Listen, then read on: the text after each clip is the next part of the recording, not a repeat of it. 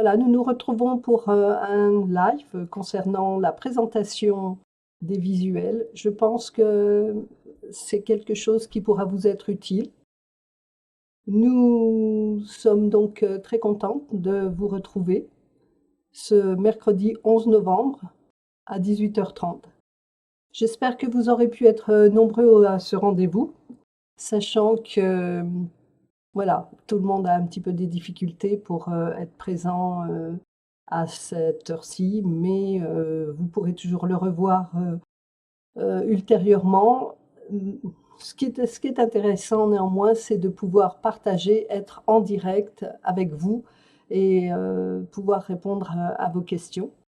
Donc, je vais commencer de présenter au travers donc un document les différentes diapositives, sachant que je fais toujours un petit bilan d'accueil. Nous avons toujours nos anciennes élèves fidèles qui continuent et travaillent sur des devoirs et des projets qui deviennent très conséquents, assez difficiles, donc nous pourrons l'aborder à un moment ou à un autre.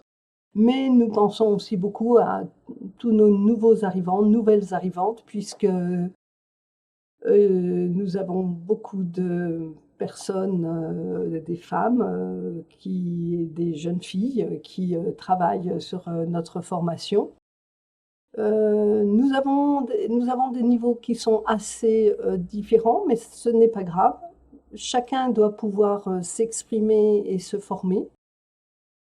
Nous allons partager aussi des travaux, des documents de nos élèves, de nos anciens élèves, mais avec une bonne surprise. Nous avons aussi de nouveaux élèves, nouvelles élèves qui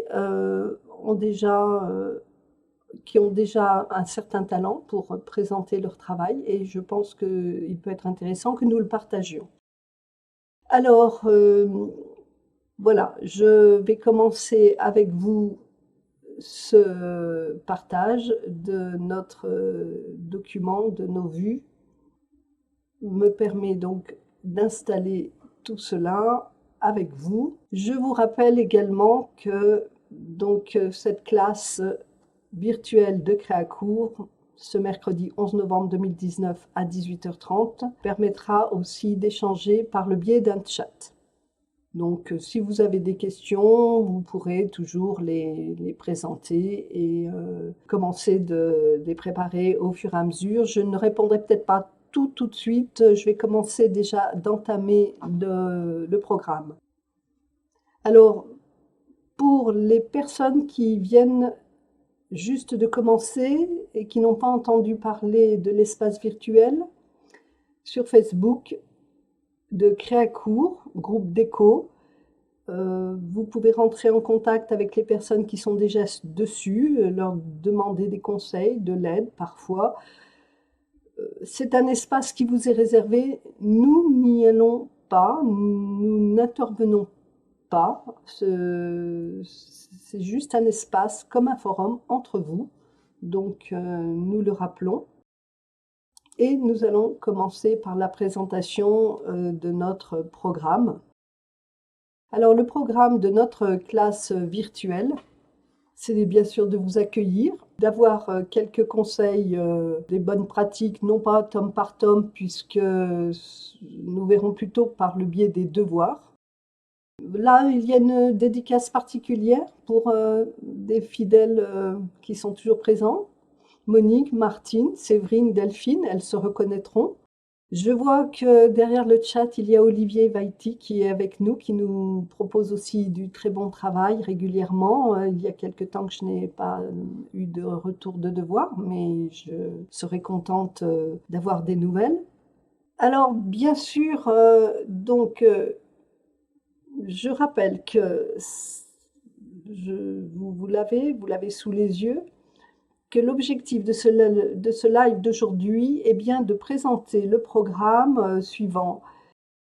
Je m'exprime personnellement, puisque c'est plus une idée qui me semble juste dans le sens que j'ai beaucoup de demandes des personnes et par aussi le biais de l'expérience avec de plus anciennes élèves, le thème de la présentation des visuels n'est effectivement pas abordé dans les leçons et c'est ce que nous allons voir aujourd'hui. Donc je souhaite vous présenter une étude cas par cas selon les différents types de devoirs, recherche et projet, en insistant sur les présentations, les méthodologies particulières à certaines études. Nous allons tout simplement commencer par l'étude par devoir, le devoir 1. Alors bien sûr, pour ceux qui en sont au devoir, on va dire 3011-C, le devoir 11, vous allez dire, oh là là, mais ça ne me concerne pas vraiment. Si on regarde bien, et si je retourne sur les devoirs que mes plus anciennes élèves ont fait, il y avait tout de même une démarche un petit peu hésitante. C'est à partir du devoir 2 qu'on a réussi finalement plus à installer une façon de faire. Ça peut quand même donc vous intéresser et par curiosité, donc les plus anciennes élèves pourront retourner voir leurs premiers travaux et éventuellement faire une sorte d'analyse, une autocritique. Ceci dit, il est clair qu'au fil de la formation et des exercices et différents devoirs et partage de travail, il y a une amélioration qui est très nette. Et en général, une fois que le principe est acquis, tout roule, tout va bien, tout roule tout seul. Donc c'est pour ça que j'insiste sur les premiers devoirs, de quoi il s'agit, pourquoi nous commençons comme cela et pourquoi les présenter, pourquoi faire des beaux documents. Alors, vous voyez la méthode. Il s'agit bien de découvrir par soi-même en procédant à des recherches et faire découvrir aux autres, aux professeurs, à ses clients, à ses pairs de manière explicite, facile à lire, facile d'accès pour tous. Alors, découvrir par soi-même, c'est pour ça que le devoir 1 est une approche qui demande de se renseigner sur l'univers du design d'intérieur, de la décoration, voire même de l'architecture, puisque l'architecture reste très liée à l'architecture d'intérieur, le design d'espace. Là, c'est une petite nuance. Pourquoi on ne parle pas d'architecte d'intérieur? Cela sera sans doute l'objet d'un autre live. Il s'agit d'un principe de reconnaissance qui se fait soit en passant par certaines écoles, très peu en France, ou par une reconnaissance par la pratique dans le milieu de l'architecture d'intérieur. Là, nous allons plutôt s'intéresser au fait qu'il est intéressant donc de se baigner et d'être en permanence curieux de l'univers du design. Alors, le devoir 1, vous le connaissez bien, c'était d'abord en se renseignant sur ce qui se passe autour de soi, en allant à la découverte de designers déjà connus et qui font parler d'eux. Leurs noms reviennent régulièrement. Ce qu'ils proposent vous plaît. Donc, vous nous les faites découvrir en proposant un lien.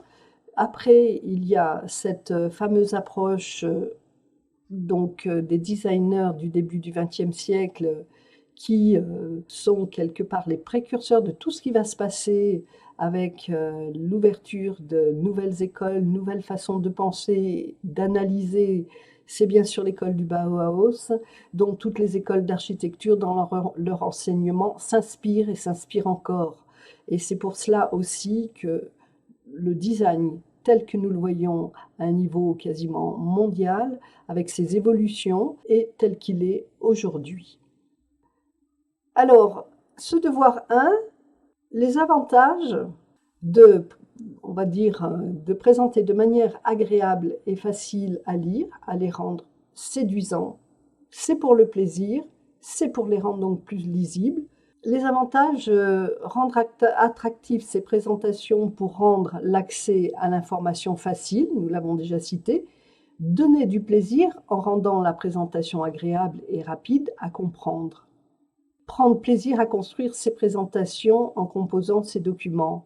Voici 3 motifs importants. Il ne s'agit pas de rendre et de produire des documents tels que le sont les documents administratifs, tels des contrats de travail, tels, on va dire, des actes juridiques, tels que des documents, des notices de fonctionnement qui font 20 pages dans toutes les langues. Il s'agit de communiquer de la manière la plus agréable, mais surtout aussi pour que ce soit une information rapide, directe. Non seulement donc il est important que vous fassiez des recherches, mais il est important que vous sachiez les présenter. Pourquoi? Parce qu'un jour ou l'autre, vous aurez à proposer des documents, à les communiquer potentiellement, peut-être, à des futurs clients. Il y en a pour qui c'est sûr, qui ont vraiment l'objectif de s'installer, de se mettre à leur compte. Il y en a qui le font déjà, qui sont déjà en train de s'organiser pour. L'intérêt de rendre attractifs les présentations, c'est bien en utilisant une certaine technique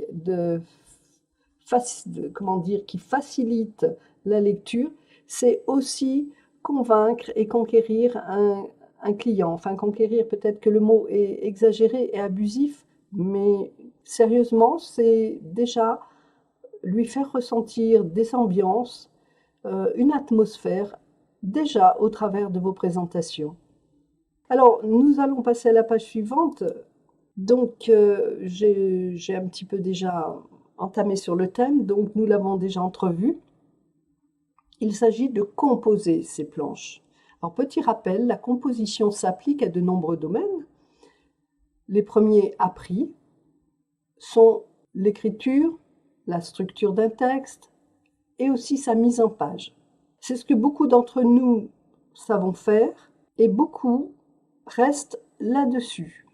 Il n'est pas dit qu'à l'école, on apprenne à présenter un document avec des visuels. Il y en a qui le font spontanément, par mimétisme, parce que autour de nous, la communication se sert beaucoup de jolies compositions et de belles propositions, et même la publicité visuelle au travers des vidéos. Donc, les personnes qui sont dans l'univers et qui aiment le design, souvent s'en inspirent, cela leur donne des idées. Nous avons par exemple à côté donc un travail d'Aurélie Martin qui nous a rejoint depuis peu et qui compose tout simplement avec 2 images, quelques textes, des titres plutôt, plus exactement, une composition très agréable, très séduisante. Vous savez aussi qu'on va composer en dessin une peinture, on va composer de la musique. Il s'agit de structurer, de mettre en forme. On le fera pour un décor, pour une scénographie, un bouquet de fleurs ou de plantations. Et c'est également chez les paysagistes, c'est un travail de composition, avec des perspectives, des vues. Donc ce terme de composition, nous le connaissons déjà finalement. Il existe, beaucoup le pratiquent, et nous avons souvent l'occasion finalement d'observer des propositions qui sont très structurées. Alors nous, ce que l'on va faire, c'est en fait travailler pour composer tout le travail que nous avons à transmettre. Il s'agit donc de faire une planche de présentation et ensuite plusieurs planches de présentation qu'on appelle plus souvent aujourd'hui visuels, des visuels. En ce moment, c'est le challenge que je vous demande de relever pour ceux qui en sont au devoir numéro 1, concilier recherche et présentation.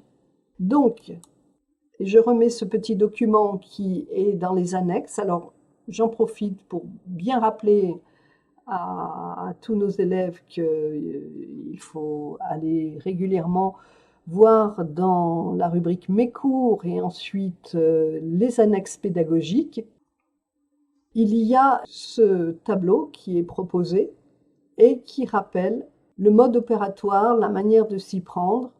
Il s'agit de mixer selon une harmonie satisfaisante des textes courts et des illustrations par le dessin, par des photos, le tout de manière aérée, tout en créant une ambiance et un ressenti. Au travers de ces présentations, vous aurez déjà comment dire, d'une certaine manière, vous allez happer la personne qui regarde le document que vous présentez, s'il est agréable, s'il présente une ambiance, une atmosphère.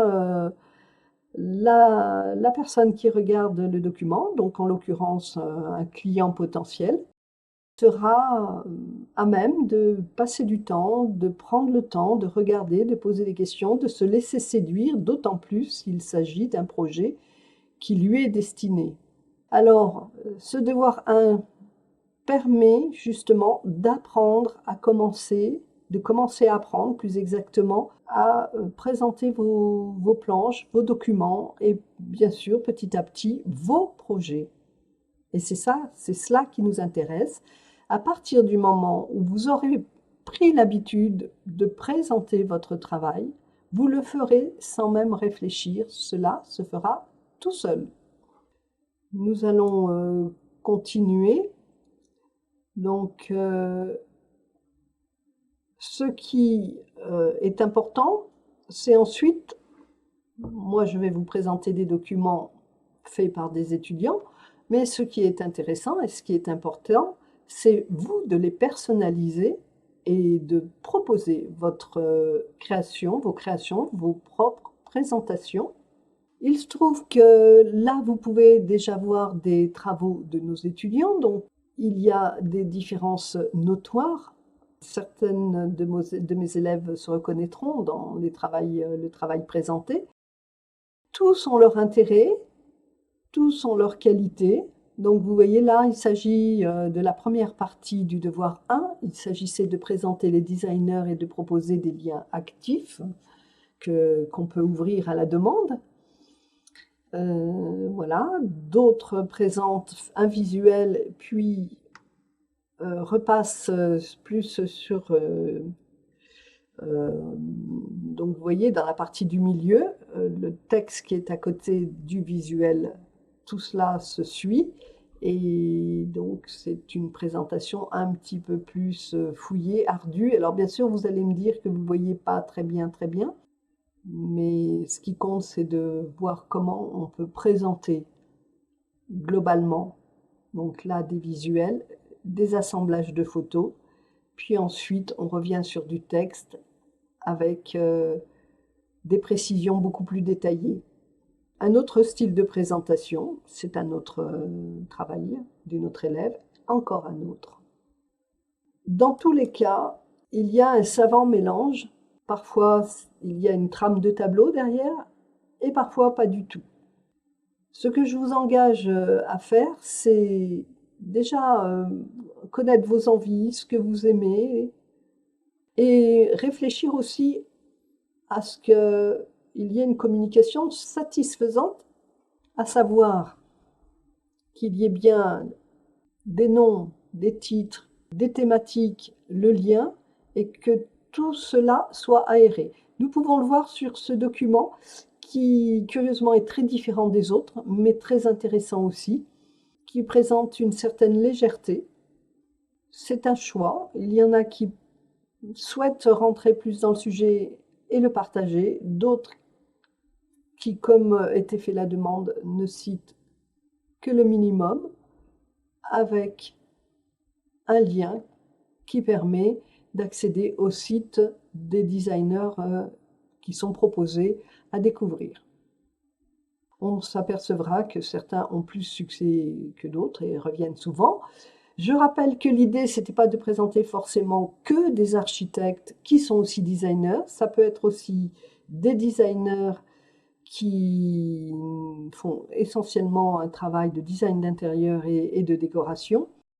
L'idée, c'était de découvrir qu'ils avaient plusieurs facettes. Voilà. Ensuite, vous savez que donc je vous demandais un travail sur les architectes du début du XXe siècle. Eux, ils n'ont pas de site, ça n'existait pas. Donc c'est intéressant pour nos designers très contemporains de pouvoir prospecter et voir ce qu'ils peuvent faire dans le monde entier pour certains. Maintenant, il y a des sites qui sont beaucoup plus modestes, de designers moins connus. On verra dans le devoir 3, d'ailleurs. Je vous demande justement de nous faire découvrir des sites pour leur présentation. Et il s'agit souvent de designers un petit peu plus, des designers d'intérieur, architectes d'intérieur, décorateurs qui sont dans nos régions, dans nos villes. Et donc, cela permet de rétablir une réalité et de vous remettre en phase par rapport à votre vécu, à ce qui vous préoccupe. Là, l'idée donc de présenter ces designers du début du XXe siècle, je le redis, c'était surtout, c'est quand même par eux qu'on comprend ce qu'il s'est passé, ainsi que l'école du Bauhaus, ce qui s'est passé au niveau décoration. On n'est plus dans des styles qui étaient genre style Louis XV, style Louis XVI, qui correspondaient à une ère, à une royauté, à une période. Là, c'est pratiquement un travail individuel que chaque designer, décorateur propose. Mais par contre, la démarche est la même, hein.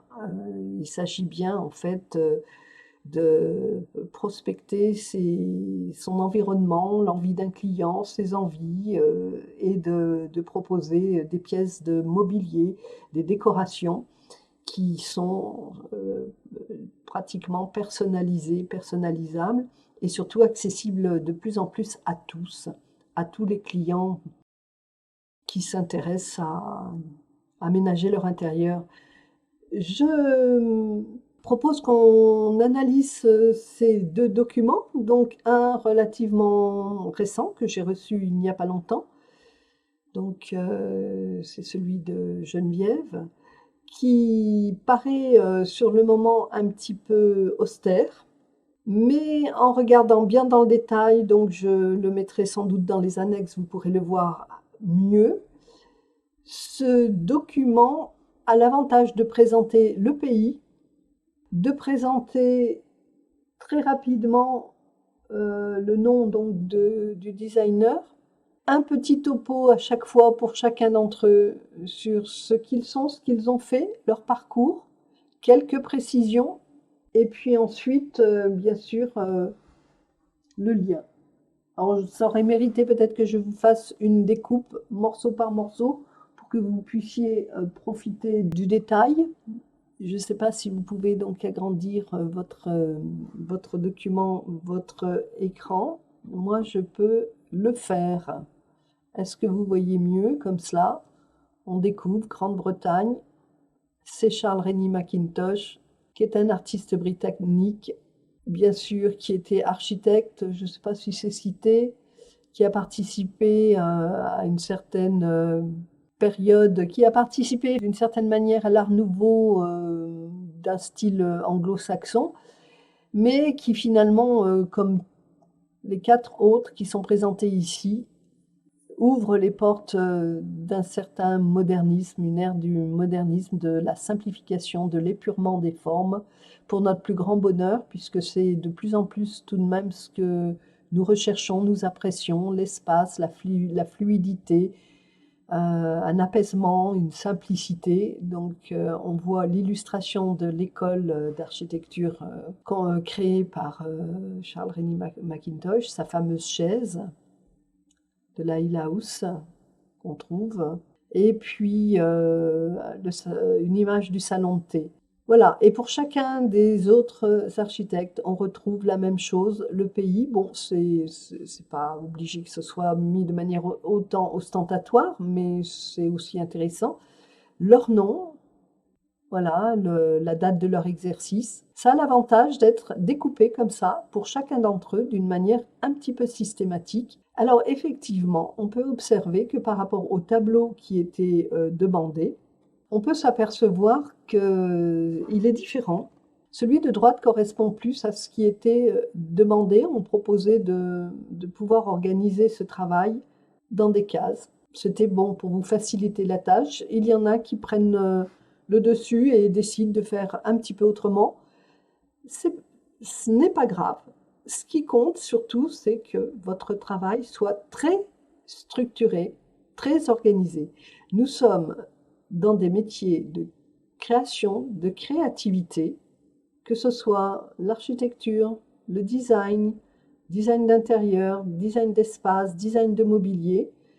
Nous sommes dans des métiers de création, mais qui naviguent avec toujours l'esprit de structurer, organiser, construire, agencer de manière assez rigoureuse, même si ensuite le ressenti ne permet pas de voir immédiatement cette structuration.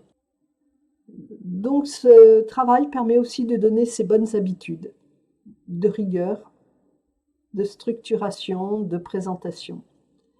Pour ce travail de composition, donc tel que l'énoncé le demandait, avec des colonnes qui présentent, je le rappelle, parce que certaines personnes, certains élèves ne le comprennent pas tout à fait, c'est qu'il faut faire en sorte que cela puisse tenir sur une seule page, comme ce serait un travail pour une affiche ou pour une petite tablette, vous savez, qu'on met à l'entrée des salles, des musées, qui explique finalement ce qu'on va découvrir à l'intérieur, donc qui pourrait tenir sur un petit panneau. Alors, pour arriver à bien faire ce travail, qui d'ailleurs au passage peut être aussi sous forme de fiche, hein, qu'on prend avant d'entrer dans une salle de musée, pour le composer et pour arriver à faire ce travail minutieux, difficile, où les écritures doivent être suffisamment réduites pour avoir suffisamment de texte, avec les illustrations demandées, le mieux, c'est de partir sur un format A3 dès le départ. Vous choisissez dans vos fichiers, dans votre ordinateur, le format A3 tout de suite, avec une mise en page où vous diminuez le maximum les bordures. En poussant les curseurs, vous pouvez même complètement faire disparaître les bordures.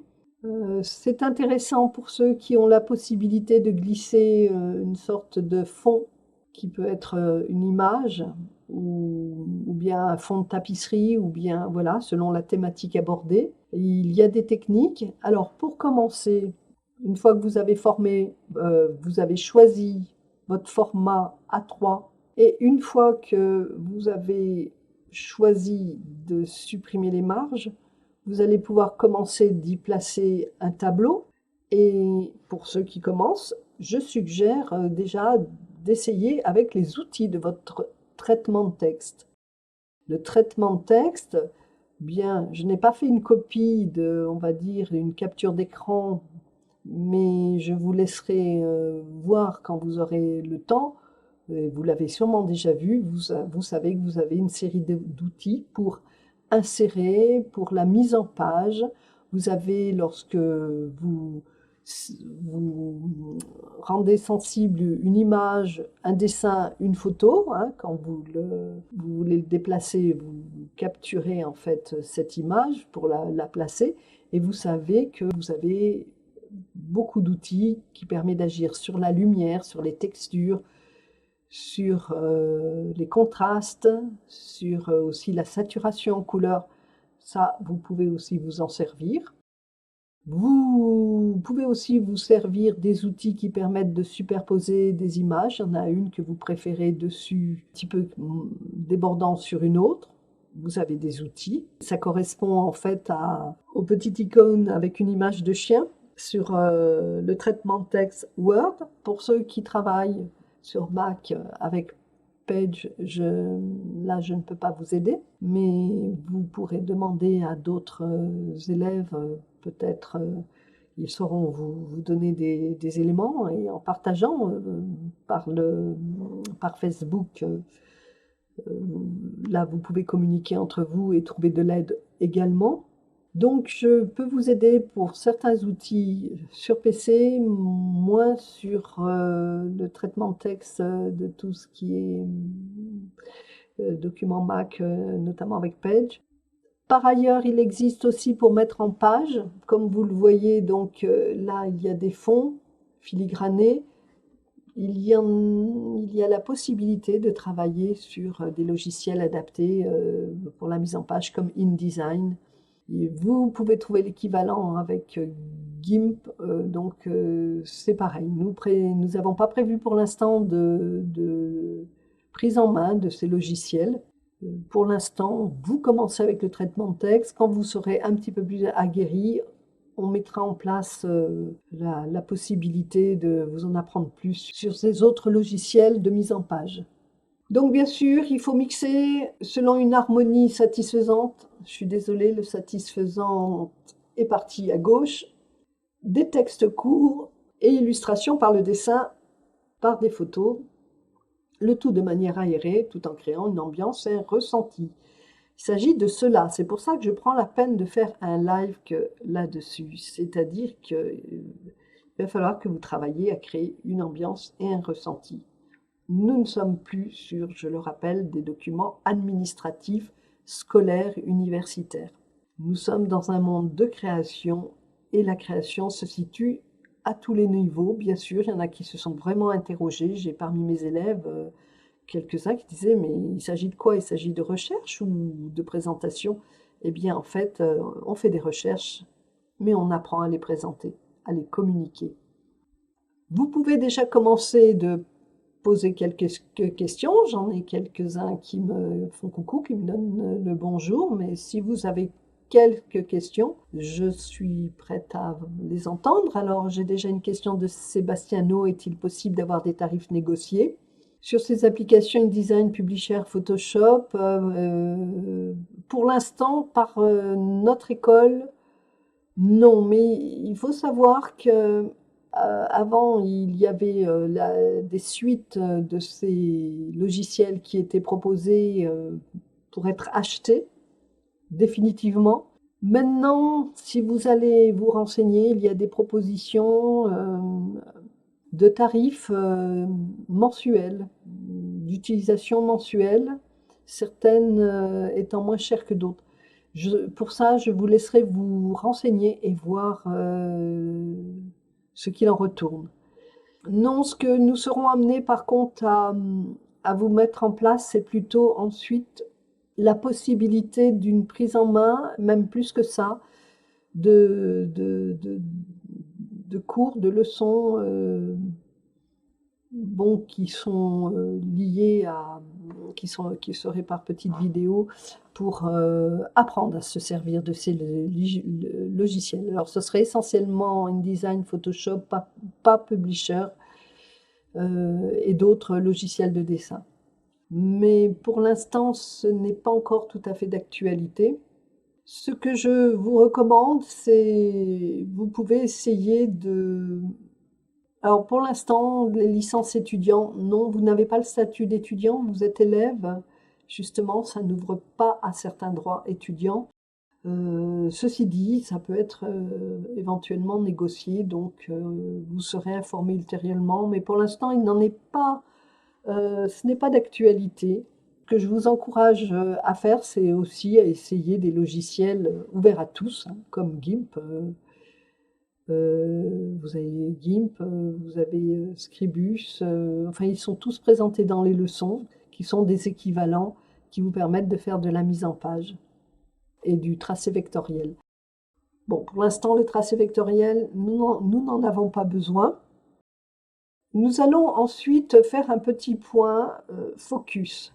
Donc sur l'intérêt aussi, non seulement de présenter vos documents, mais de bien penser qu'il faut mettre des renseignements nécessaires et utiles pour tous les documents que vous produisez. Alors, je ne l'ai pas écrit sur les différents feuillets, là, que je vous présente, mais il faut bien avoir conscience que tout document produit par vous est votre propriété. Personnellement, moi, je laisse vos noms, J'ai demandé la possibilité aux élèves de bien vouloir nous partager leur travail pour en faire profiter d'autres élèves, pour ceux qui viennent juste d'arriver, pour ceux qui ont plus de difficultés aussi à se projeter dans tout ce milieu, ce monde, cet univers de présentation. Je ne veux pas non plus qu'on rentre dans des considérations de design graphique. Bien sûr, on pourrait le faire, mais il s'agirait d'une formation à part entière. Là, il s'agit surtout que vous ayez l'envie, le goût et l'intuition pour bien présenter vos documents. Il y a néanmoins quelque chose de très important, donc c'est que toutes les planches que vous allez réaliser, que ce soit des planches de recherche ou pour vos projets, c'est qu'il faut donc qu'il y ait bien votre nom, votre prénom. Ultérieurement, nous le verrons après, vous pourrez vous créer une insigne, un logo, une enseigne, mais il faut qu'il y ait déjà, malgré tout, et toujours votre nom, votre prénom. Vous ne les mettrez plus le jour où vous serez extrêmement connu, que vous aurez, comme on disait autrefois, pignon sur rue. C'est vrai que certains designers, il suffit qu'ils mettent leur code, leur logo, et on sait qui c'est, on sait tout de suite de qui il s'agit. Nous n'en sommes pas encore tout à fait là. Donc c'est important d'avoir le nom, le prénom, le titre du projet sur lequel vous travaillez et le nom de la planche. Alors pour l'instant, ce qui nous préoccupe, ça pourrait être la planche concept ou brief de départ ou autre. Il faudra mettre aussi le mois et l'année. Le jour, ce n'est pas utile puisqu'on met pas mal de temps à préparer ces dossiers, donc c'est juste pour avoir une situation, le mois et l'année, et écrit à court avec votre numéro d'élève et le numéro du devoir. Regardez donc, alors comme je l'écris ultérieurement, vous verrez pour concevoir votre marque, logo avec vos initiales ou nom d'enseigne. Vous avez un exemple, celui de Maude, qui indique bien donc son nom, pas tout à fait en entier, c'est devenu un petit peu son logo. Ça peut être bien qu'il soit quand même quelque part discrètement sur chacune des planches, je précise, sur chacune des planches, chacun des visuels, car si ces visuels disparaissent de la nature, ils resteront ainsi votre propriété. Alors vous voyez le travail de Maude avec une frise, planche 3, tendance et ambiance. On rappelle de quoi il s'agissait, réaménager une pièce de vie principale, en l'occurrence pour ici, et puis créer à court le numéro d'élève et le mois et l'année. C'est un travail qui remontait déjà à l'année dernière, mais nous en avons des plus récents. Donc on va continuer le point focus sur une planche qui me sert de modèle dans les leçons, qui a été fait par un de nos auteurs, Kevin Hellman, qui a participé à tous les chapitres des leçons qui concernent la présentation, le travail au marqueur, la réalisation d'un book et le travail du projet professionnel de fin de formation. Donc, bien sûr, il a partagé avec nous des travaux qu'il avait fait de l'époque où il était étudiant. Donc, c'est quelqu'un que je connais bien et je vous engage à ne pas hésiter à vous inspirer de ce qu'il propose. Donc, vous voyez, là, il propose même un cadre coloré. Donc, bien sûr, c'est peut-être pas évident de le faire avec un traitement de texte. On peut le faire avec des superpositions d'insertion d'images. Bon, pour ceux qui travaillent avec InDesign, c'est d'autant plus facile. Mais vous pouvez déjà commencer de faire de très jolies choses. Donc on rappelle, là il se trouve qu'il y a déjà son logo, Working Espace Coworking. Working, c'est le nom de l'espace de coworking qui est dessous. Il s'agissait d'une planche concept. Bon, concept est au pluriel parce qu'il y a plusieurs concepts. Et son nom, et la pagination. Si à gauche, là, vous avez une autre façon de présenter. Quand c'est en longueur, on va parler de frise. Quand ce sont des petits pavés comme cela, on va parler on va dire, des fois de bannières. Des fois, on va parler bon là, c'est limite un logo tout seul. Donc, nous allons également aborder, on le verra plus tard, l'histoire de ces différentes planches concept. J'en profite, puisqu'elle est sous nos yeux, de rappeler qu'il faut bien mettre que le titre des concepts choisis accompagné d'une image, en colonne ou en mosaïque. Là, nous passons sur un autre exemple. Il s'agit d'un extrait du projet professionnel de formation, ce qui explique qu'il y a 44 planches. En général, elles sont très aérées, donc c'est pour ça aussi qu'elles sont nombreuses. Elles peuvent être destinées à être présentées à un jury. Je rappelle que le projet professionnel de fin de formation vient parmi les derniers devoirs et que c'est un projet sur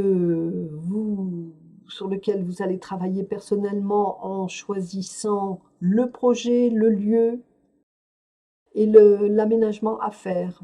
Là, il s'agissait donc d'une planche intermédiaire qui était une proposition de plusieurs possibilités d'aménagement d'un étage destiné à devenir un bar à vin avec 3 aménagements.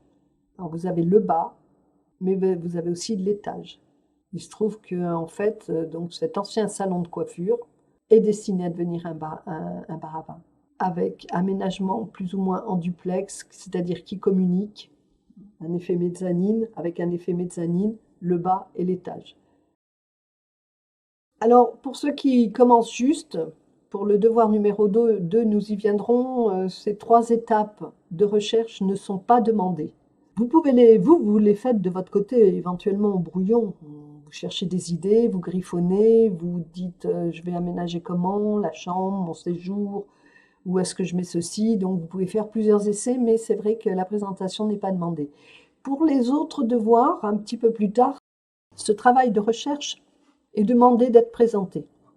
Certains élèves se reconnaîtront puisqu'ils ou elles sont passés déjà par là. J'en profite un petit peu pour parler à 2 niveaux. J'ai besoin de communiquer donc ce sens à donner de présentation aux nouveaux élèves, mais également pour les anciennes, parler aussi de ce qu'elles ou ce qu'ils font. D'autres choses donc que je peux dire, vous pouvez personnaliser et vous rendre compte que voilà, l'idée du bar à vin, on trouve des taches de dessous de verre. La place est libre pour la création. Vous pouvez donc voir de nouvelles propositions d'autres élèves qui se reconnaîtront également avec des frises différentes. À droite, c'est le travail qui était sorti du MOOC numéro 2, d'un groupe de 3 personnes. On ne peut pas dire élèves, on va dire des MOOCeuses. Sur la droite, on devine leur prénom. Donc, Créacourt, projet mars 2019. Il n'y a pas vraiment de frise là, il y a plutôt le logo qui est repris, le nom, le contexte, le mois, et dans ce cas-là, l'intitulé de la planche, planche, ambiance et tendance, est plutôt présenté dans une bulle et qui s'harmonise bien avec la présentation des photos et qui forme une sorte de lien. C'est possible aussi. Le titre du projet par lui-même est rappelé dans un rectangle à fond coloré. C'est très agréable aussi.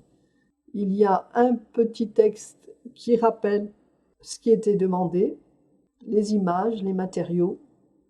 Donc là, il s'agit de l'ambiance et de la tendance recherchée. Donc, tout le monde se reconnaîtra dans le type d'exercice. Tout au-dessus, un extrait de frise de Delphine qui met son logo néanmoins tout au bout. Elle rappelle même donc bien comme il faut de quel devoir il s'agit. C'est le devoir 11 de Coaching Déco.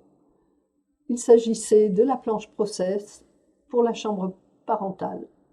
Son appellation aussi qui correspond à son enseigne, Delphes Intérieur, par Delphine Blanchard, numéro d'élève pour Créacourt 2019. Voilà qui doit pouvoir vous inspirer. J'espère que cela vous permet un petit peu mieux de voir ce qui se passe au niveau de nos différents élèves. Alors, est-ce que par rapport à cela, vous avez des questions? Peut-être pas. Il y en a qui maîtrisent déjà très très très bien ces techniques.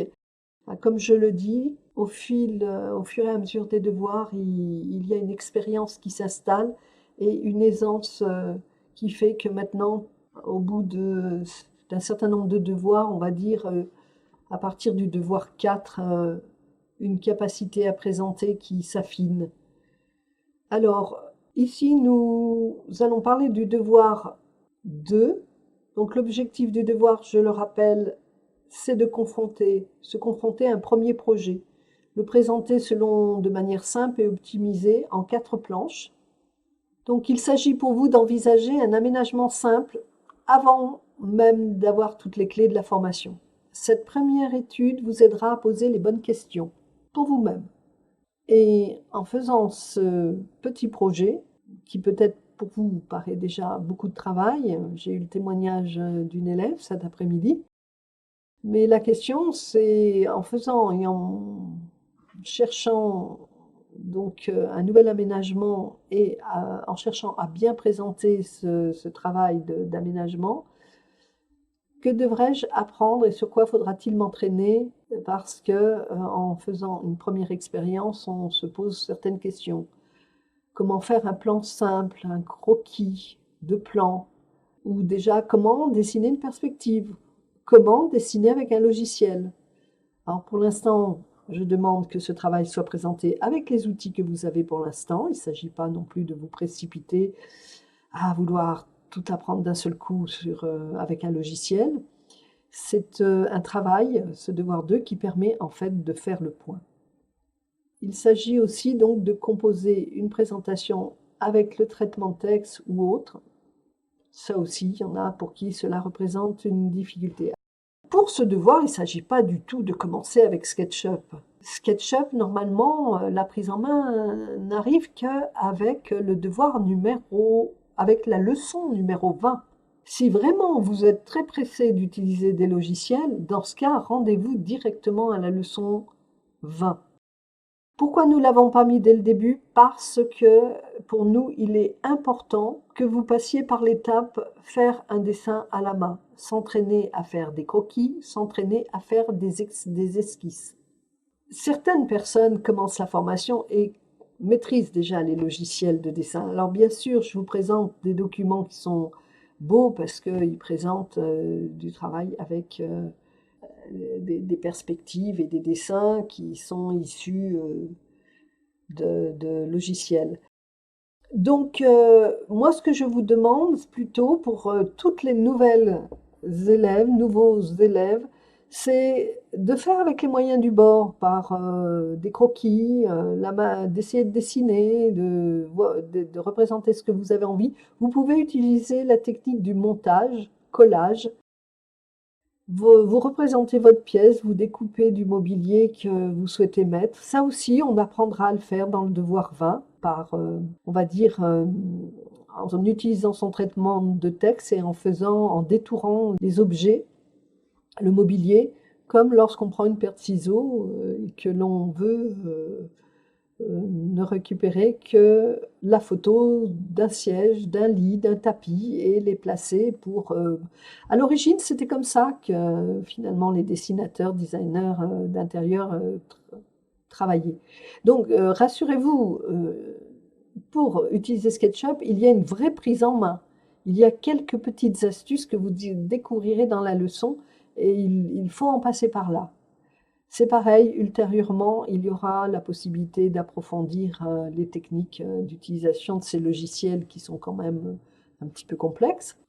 Je pense que, alors j'ai quelques témoignages, je vais vous en faire part. C'est qu'il y a quelques élèves qui se sentent rassurés de ne pas avoir utilisé des logiciels tout de suite. J'ai aussi donc des personnes, des élèves qui me témoignent que c'est difficile aussi à la main et que c'est difficile aussi d'utiliser le traitement de texte de Word. Mais c'est normal lorsqu'on n'a pas trop l'habitude. justement, ce travail de composition permet de commencer de chercher les outils. Il faut savoir que le travail de représentation, de design, au départ, dans la période de formation, est dévoreur de temps. Une fois qu'on a la maîtrise, ça va très très très très vite. On peut faire les choses très rapidement à partir du moment où on est bien organisé, à partir du moment où on a ces ressources et ces documents qui permettent d'illustrer. Il y a une grosse recherche à faire sur le net, mais c'est ce qui fait partie aussi du plaisir de la formation. Cela permet de vous enrichir. Alors, j'ai une question de Lou. Lou qui me dit que pour la première partie du devoir 3001, la présentation demandée est-elle la même que pour la partie 2? Non, pas forcément. Non, chaque partie peut être pour le devoir 1 présentée tout à fait différemment. D'ailleurs, est-ce qu'on peut revenir dans ce cas en arrière sur les présentations du devoir 1? Voilà les présentations concernant les auteurs. Voici les présentations encore concernant, alors là, cette fois-ci, concernant les designers. Et encore avant aussi, concernant les designers. Et sur la droite, c'est plutôt la dernière partie concernant le Bauhaus et les designers internationaux influencés par le Bauhaus. Alors, je vais vous montrer tout cela. Alors voilà, vous voyez, là, il s'agit pour les designers actuels, présentés de manière très différente selon les élèves. Je reviens encore un petit peu donc sur une autre façon de présenter de manière beaucoup plus épurée, que vous voyez là, avec le lien actif que moi je peux ouvrir, je peux aller voir les sites que vous me proposez. Ce qui fait que c'est très riche, vous proposez comme ça des documents très riches. Et puis à nouveau, retour sur le fameux tableau concernant les designers, architectes, designers, créateurs. On ne les appelait pas encore designers à l'époque du XXe siècle. Les voilà. Petit rappel, ça peut être intéressant que les photos que vous utilisez, vous en communiquiez les sources, soit sur une feuille annexe, soit sous la photo. Si possible, en écrivant tout petit, en réduisant. Alors, il y a une astuce, hein, pour ceux qui sont sur les fichiers Word, il y a moyen de choisir pour la police de caractère, à diminuer jusqu'à 3 en tapant le chiffre, qui n'est pas proposé d'ailleurs, qui n'est pas proposé dans la taille de police de caractère. Dans d'autres cas, ça ne fonctionne pas. Si on travaille par exemple sur un Drive, et les Google Docs, ça, on ne peut pas le faire. Je ne sais pas avec Page. Maintenant, c'est pour ça que je préconise de composer et de structurer vos travaux sur des planches A3. Alors, Olivier Veiti, c'est quoi la différence justement? La différence entre quoi et quoi? Quelle différence entre designer d'espace et designer d'intérieur? Oh, elle est infime. Le designer d'espace va modifier les espaces, parfois structurellement, et aura même besoin de faire appel à un architecte. Le designer d'intérieur va le faire de manière plus subtile. Il pourra remodeler l'intérieur, ne serait-ce que par l'utilisation de la couleur, des textures, des revêtements. Mais en général, les deux peuvent agir sur l'espace, c'est-à-dire que le designer d'intérieur, il fera appel à quelqu'un qui a les compétences et les diplômes requis. Le décorateur d'intérieur, la différence, c'est que lui, il va intervenir sur ce qui apporte alors c'est subtil, mais ce qui apporte et transforme l'ambiance par la disposition des différents éléments qui participent à la décoration, c'est-à-dire le choix des luminaires, le choix des rideaux, le choix des objets décoratifs. Est-ce qu'on procède par accumulation ou est-ce qu'on les met en valeur de manière très, très isolée, très dépouillée? Tout cela est est d'ailleurs abordée dans les tomes 4 et 5. Mais donc il faut savoir qu'un designer d'espace, un designer d'intérieur et un décorateur d'intérieur glissent de l'un à l'autre selon les besoins. Après, bon voilà, il y a une nuance sur les titres comme architecte d'intérieur, c'est plus lié par rapport à l'autorisation de toucher à la structure et cela passe par des études dans certaines écoles très limitées et cela passe par l'expérience et la reconnaissance par les pairs, par le Conseil des architectes d'intérieur, le Conseil français des architectes d'intérieur, le SFAI. En général, au bout d'un certain nombre d'années d'expérience et lorsque il peut être démontré que plusieurs projets ont été menés à bien de manière très satisfaisante et qu'une clientèle est en train de se constituer. Mais bon, on ne va pas approfondir cet aspect-là. Éventuellement, on l'approfondira pour un autre live ou sur d'autres documents, d'autres informations. Moi, ce que je souhaiterais, c'est que vous vous rendiez compte donc que ces architectes du début du XXe étaient à la fois architectes, designers et décorateurs. Mais avant tout, ils étaient architectes. Architectes qui leur permettaient de construire et qui leur permettaient, justement, c'était un état d'esprit. Ils souhaitaient avoir la main sur, on va dire, aussi bien la construction, l'esthétique extérieure, l'esthétique intérieure. Certains comme Van de Velde et comme Mackintosh allaient jusqu'à dessiner les vêtements qu'ils porteraient, que porteraient leurs femmes pour être en harmonie avec l'intérieur. Alors nous voici sur un document qui fait suite au précédent que nous avons vu il y a un petit moment, qui rappelle la démarche du devoir de. Donc il s'agit d'un tome, enfin plutôt d'un devoir de mise en condition, mais l'ensemble des tomes 1 et 2 parle de cette nécessité de connaître l'univers, le monde du design et de la décoration. De toute façon, je vous fais confiance, vous êtes passionné pour ça, je sais que vous vous renseignez, je sais que vous regardez des émissions, que vous êtes toujours à l'affût des nouveautés, de ce qui se passe, de ce qui existe.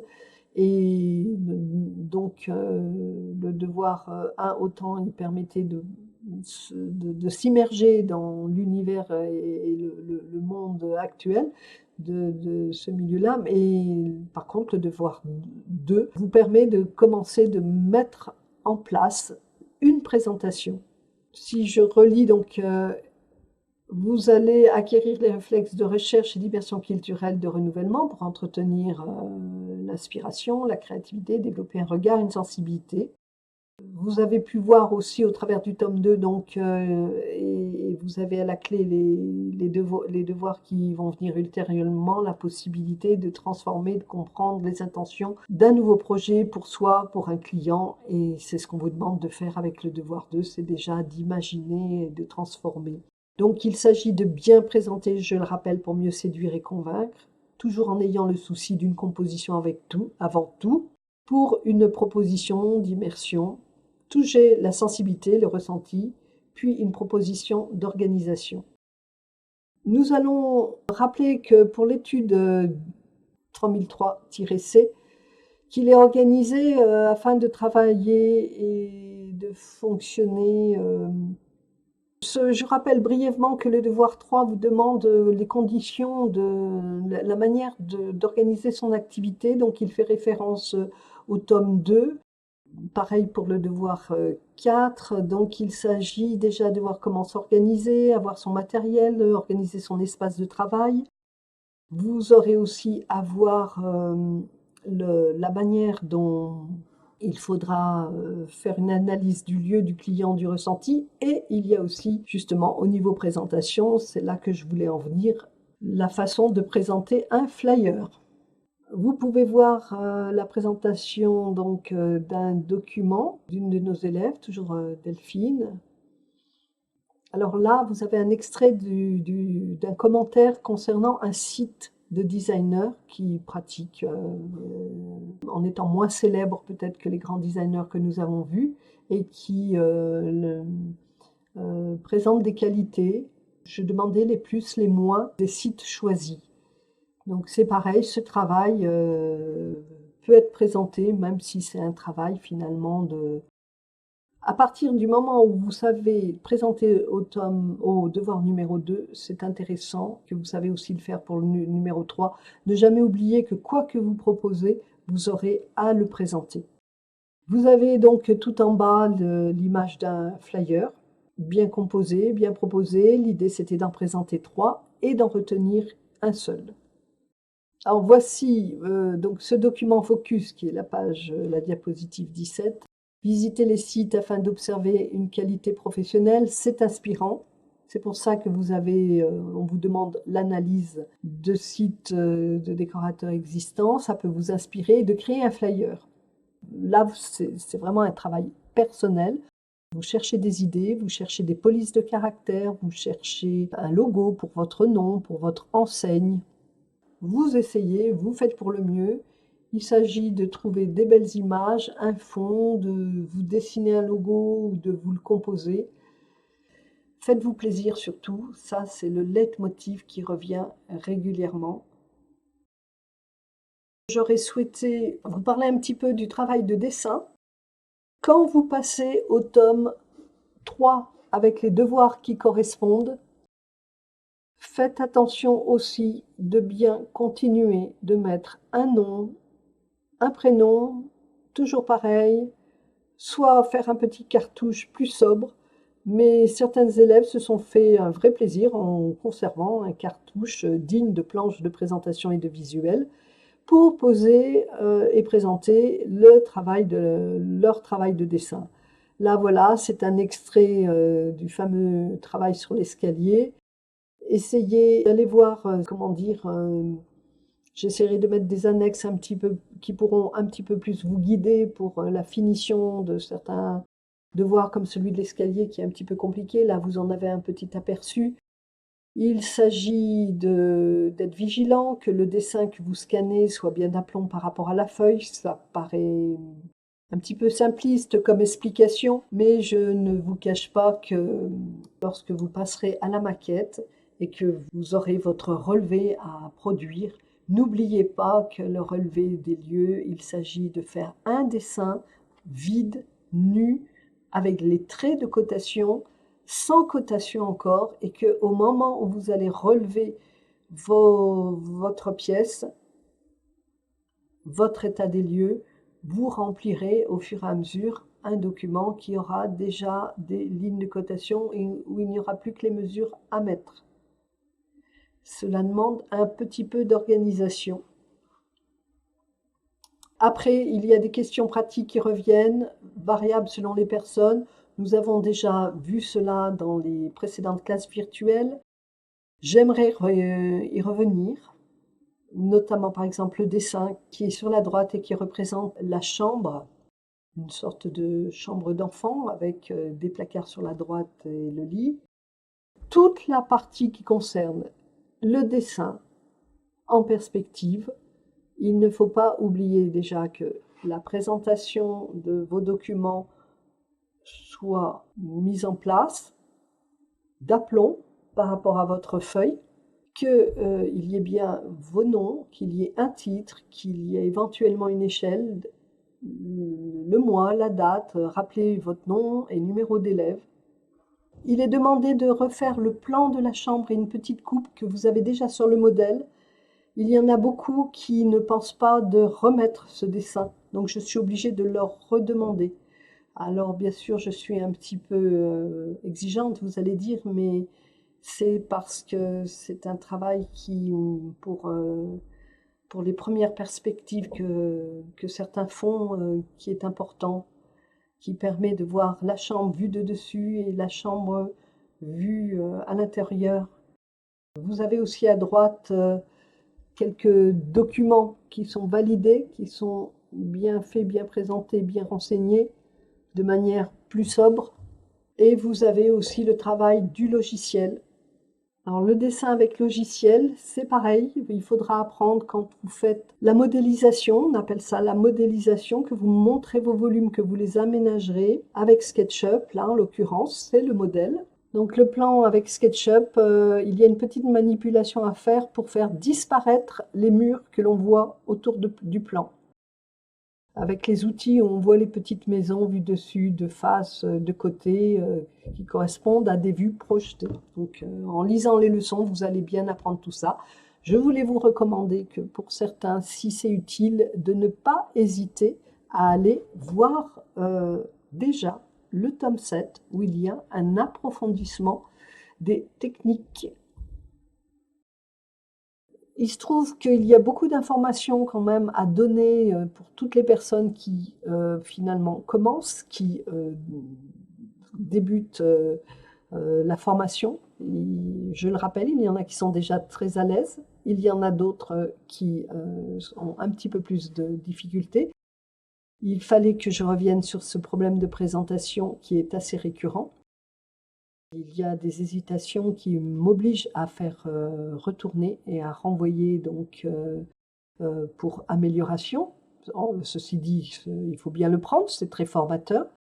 Mais je pense que pour les devoirs qui suivront, nous opterons pour d'autres présentations. En conclusion, globalement, apprenez bien à présenter avec le devoir 1, 2, 3, 4, et après, vous serez lancé. Tout ce que vous ferez ultérieurement devrait être également bien mis en place, mis en forme avec vos noms, le mois, l'année, les renseignements, le titre du projet. Et puis, bien sûr, toujours garder en tête que tout ce que vous proposez, donc tout ce qui sera proposé devra être de qualité pour devenir un travail professionnel. Ne vous inquiétez pas pour les personnes qui débutent, c'est un travail de mise en place sur 4 devoirs. Ensuite, cela deviendra un réflexe. Les plus anciens, plus anciennes élèves pourraient vous le dire qu'effectivement, tout se précise et devient plus facile. Et je rappelle quand même que c'est une formation qui demande un investissement. Il ne faut pas vous décourager. Envoyez-moi un message, donnez un petit signe par téléphone si c'est nécessaire, par chat. Je suis là pour vous encourager et vous remercier de votre investissement. Voilà, je vous dis au revoir et à très bientôt.